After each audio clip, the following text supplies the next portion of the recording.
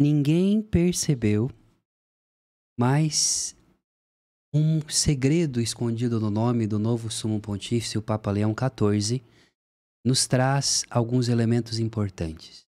Sou o professor Rafael Brito para o canal Apostolado de São Rafael e Santos Anjos. Ative o sininho de notificações, compartilhe esse vídeo, faça com que essas informações e formações que faço aqui cheguem para mais pessoas. No último dia 8 de maio de 2025, um acontecimento histórico aconteceu na Igreja Católica. Subiu à Sé de Pedro, Sua Santidade, o Papa Leão XIV, o então cardeal Robert Francis Prevost. E ele impôs um nome sobre si mesmo, Leão XIV. E eu quero falar com você sobre por que ele escolheu este nome enquanto leão. Você talvez não saiba, mas nesse vídeo eu vou te trazer o segredo escondido no porquê o Papa Leão XIV escolheu esse nome. Amém? Muito bem, quando nós vamos olhar para este texto, a primeira coisa que nós vemos é o seguinte, para este vídeo, para esta realidade agora que a igreja está passando. Aonde nós encontramos uma referência de leão, ou leone? Primeiro nós vemos no livro do Apocalipse, quando o apóstolo João diz que o Cristo fala para João, venceu a morte, pois venceu o leão da tribo de Judá. O anjo diz isso, né? O anjo fala, não temas, João, porque venceu o leão da tribo de Judá. Mas o primeiro papa a se chamar leão foi o grande São Leão I, ou São Leão Magno. Foi papa entre 29 de setembro, dia 29 de setembro, foi quando ele foi empossado, e hoje nós celebramos o dia 29 de setembro o quê? A festa dos Santos Arcanjos, de 1440, e morreu dia 10 de novembro de 461. Ele foi um grande aristocrata de origem italiana, e foi o primeiro papa a receber o título de grande. Ele é doutor da igreja, considerado aquele que enfrentou Átila o Huno no ano de 452. Ele foi até Átila, conversou com ele e persuadiu ele para ele não invadir a Roma e desistiu de invadir a Itália. Ele escreveu várias obras. Uma das obras que São Leão também escreveu foi os documentos fundamentais para o Concílio de Calcedônia.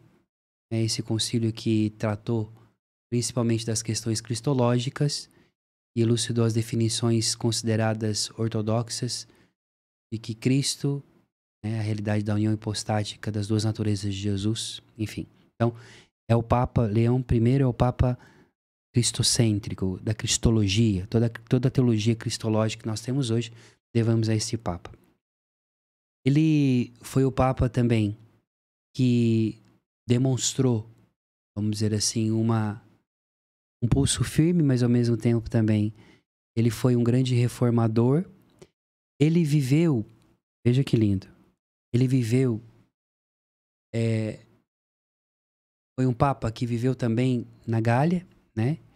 E ele foi reconhecido como um primaz. E ao mesmo tempo, ele esteve, né? Ele teve a dignidade, né? De poder sentir essa primazia, de continuar o legado do Concílio de Nicéia e de defender a igreja.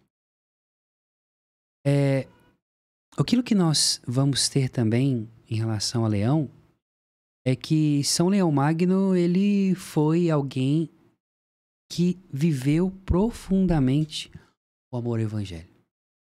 Então, esse é o primeiro leão, o grande da igreja. Depois nós vamos ter vários outros papas com o nome de Leão, mas sempre o nome Leão, ele vem como um nome, podemos dizer assim, de colocar ordem, mas ao mesmo tempo de reordenar a fé em um momento profundo de crise. Veja que o Papa Leão I, ele estava enfrentando a heresia, né? Vamos colocar aqui a heresia dos, dos hereges que negavam a natureza de nosso Senhor Jesus Cristo, da sua realidade. Ele lutou, não é? Justamente contra os diofisistas e os monofisistas, aqueles que diziam que Cristo só tinha só uma natureza, enfim, uma questão cristológica aqui. Bom, depois dele, nós vamos ter alguns outros papas que existiram na história da igreja, mas aquele que vem mais assim sobre a nossa cabeça e nos guarda na realidade vai ser o grande Leão XIII, o último Leão. Leão XIII, que foi o papa da Rerum Novarum, ou das coisas novas, chamadas assim, né? E Leão XIII, ele foi aquele que buscou, em um tempo de dificuldade muito grande, onde a igreja era profundamente atacada por tudo aquilo que ela vivia, um tempo também, sobretudo, da modernidade. Leão XIII foi um papa que trouxe um profundo sentimento de renovação social. Lutou contra o socialismo, lutou contra o comunismo, mas defendeu os trabalhadores e escreveu a Rerum Novarum, documento maravilhoso que abordou aí sobre a doutrina social da igreja. Nós temos então São Leão, né, que é reconhecido por sua diplomacia, mas também por seu compromisso com a unidade da igreja. Então, São Leão Magno, ele foi isso. Depois nós teremos a realidade também desse São Leão Magno que ama Jesus Cristo. E você vai ver nas pregações, todas as pregações do Papa, então o Cardeal Robert e agora o Papa Leão XIV, colocando Jesus no centro. Uma realidade cristocêntrica. E o que então ainda precisa de entender? Quem nomeou o Cardeal Robert Prevost foi o Papa Francisco. Você vê que no primeiro discurso, na primeira sua aparição para o povo de Roma, para o mundo, ele agradece o Papa Francisco 2 vezes. Agora, se você olhar na história, e o Papa Leão XIV, ele era amigo de Francisco, amava Francisco. Nós vamos ver então a história. E eu fico muito emocionado de falar isso. Quem era um amigo de São Francisco de Assis, de Francesco? Fra Leone. Você lembra disso? Quem aqui já conhece a história de São Francisco vai lembrar do Frei Leão, né? Fra Leone, que era um sacerdote que falava latim, muito culto. Temos aqui a relação aí entre o Papa Leão XIV e o Papa Francesco, o Papa Francisco. Falava latim, Leone, com Francisco. Ele era doutado em letras. Nós temos aqui um Papa agora que é doutor em Direito Canônico, dava aula de Direito Canônico e também de Patrística. O Frei Leão, ele então é um dos primeiros companheiros de Francisco. Então, nesse sentido, nós precisamos de olhar a história da igreja. E eu sempre falo para vocês, estamos atentos sempre a olhar os sinais dos tempos de Deus. Um Papa que carrega o nome de Leão, de uma longa tradição, já teve aí 13 Leão, né, antes dele, agora ele é o 14º, mas ele coloca esse nome sucessivamente ao nome Francesco, né, ao nome do Papa que antes se chamava Francisco, que era o melhor amigo. E, de fato, o Papa Francisco tirou de uma diocese, olha só, de uma diocese do Peru, Chiclayo, já ouviu falar dessa diocese? Pouco já ouviu falar, não é verdade? Mas, e o colocou como responsável da congregação para os bispos. Todas as nomeações, desde 2023 até agora, foram o cardeal Robert Provest que fez as nomeações.